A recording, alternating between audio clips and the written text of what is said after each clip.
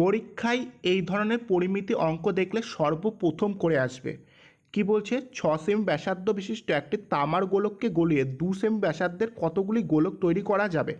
আচ্ছা, আর একটা কথা বলে দিই, যদি এখানে ব্যাসার্ধ না হয়ে ব্যাস থাকতো, ঠিক আছে, তাহলে কি করতে, হাফ মানে 2 দিয়ে ভাগ করে দিতে।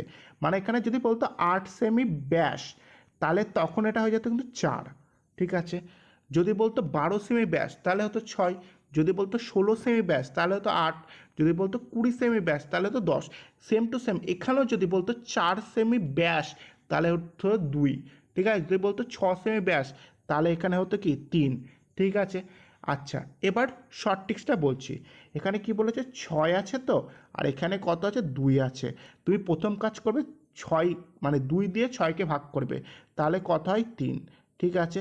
এবার এই 3-এর মাথায় কিউব বসিয়ে দাও, তাহলে কত হলো 3-এর কিউব মানে 3টে 3 গুণ, আর 3টে 3 গুণ করলে কত হয় 27।